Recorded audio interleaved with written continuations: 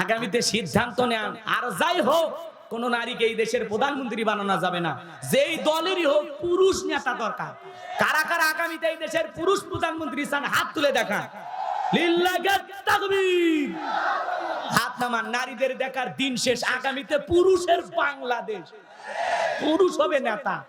মেয়ে মানুষের রাগ বেশি দেখেন না, মেয়ে মানুষ রাগ করে স্বামীর সাথে ঝগড়া লাগে, হাড়ি পাতিল ভেঙে ফেলে দেয়, স্বামী তুলে আছাড় মারে, রাগ করে সংসার থেকে বাপের বাড়ির ভাইগে যায়। 20 কোটি জনগণ তুই দেশ তুই পালিয়ে গেছে। কথা কন। বারবার বললাম ম্যাডাম পদত্যাগ করেন, ম্যাডাম পদত্যাগ করেন। আল্লাহ বলে কিসের পদত্যাগ? এরা যে অন্যায় অপরাধ করেছে, শুধু পদত্যাগ না, আমি আল্লাহ এদেরকে দেশ ত্যাগ করতে বাধ্য করব। ইন্না বাতশা রাব্বিকা লাশাদীদ। আল্লাহর পাকড়াও বড় কঠিন। আল্লাহ ধরে ধরে না, যেদিন ধরবে মামু বাড়ি দিল্লি গিয়ে পড়বে। আমরা আফসোস করতাম, আল্লাহ আফসোস মিটাইয়া দিছে। কি কন?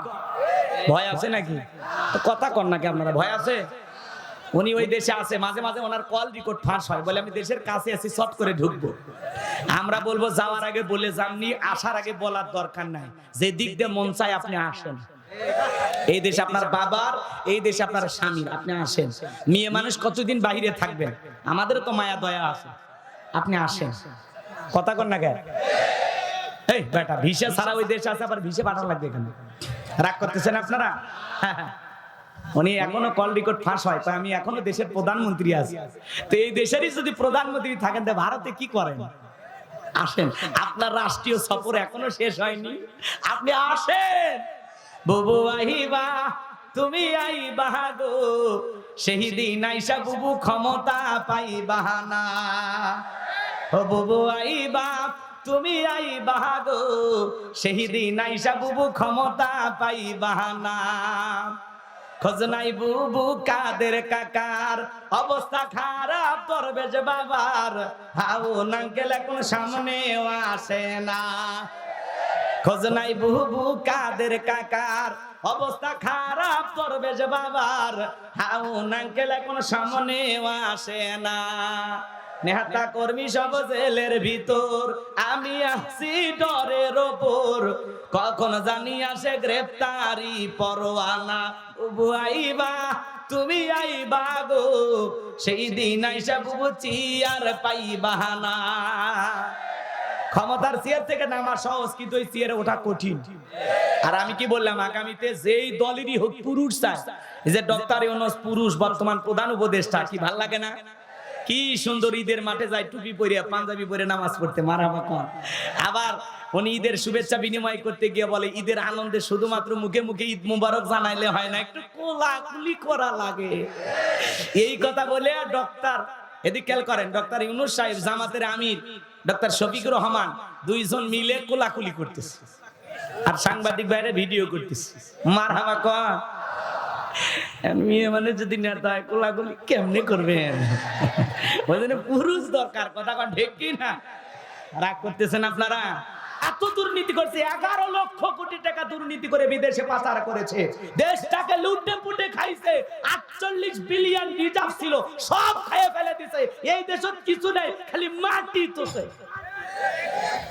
বিশ্বাস করেন? বিশ্বাস করেন? হ্যাঁ, দেশের সব শেষ করে ফেলে দিয়েছে। যেই পরিমাণে দুর্নীতি হয়েছে, ওরকম 2000 পদ্মা সেতু তৈরি করা যাবে। 2000। আপনি জানেন খবর? এক বালিশের দাম 3 লাখ টাকা। কি বালিশের মধ্যে কি সোনা আছে? হ্যাঁ? আরে স্বাস্থ্যমন্ত্রী যে পরিমাণে দুর্নীতি করছে, কোন নেতা করেনি? কে সাধু আছে? বাই করে দেখান। একটা ইউনিয়নের মেম্বার থেকে শুরু করে উপর পর্যন্ত। কথা কর নাকি আপনারা? মানে এরা দেশটাকে চুষে খাওয়ার কন্ট্রাক্টরে নিয়েছে। কিসের চুষে? কামড়ে খাই ফেলে দিয়েছে। কামড়ে খাইছে। কামড়ে খাওয়া বোঝেন? চুষে খাইতে ইসলামী আন্দোলনের কর্মীরা ঐক্যবদ্ধ হয়েছে।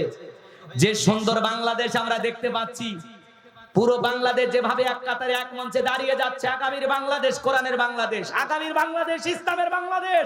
আজ হোক কাল হোক, বাংলাদেশে আল্লাহর আইন চালু হবে ইনশাআল্লাহ। কারা কারা দেখতে চান? দুই হাত তুলে দেখা। সম্মানিত ভাইয়েরা আমার, দিল দিয়ে কথাগুলো বোঝার চেষ্টা করবেন। এজন্য চুরি বন্ধ করতে হলে লাগবে কার আইন? আর একটু জোরে বলেন, কার আইন? লম্বা হবে, লম্বা করব না। জিবরাইল এসে বলে নবী দোয়া কবুল হবে না, হাত নামায় না।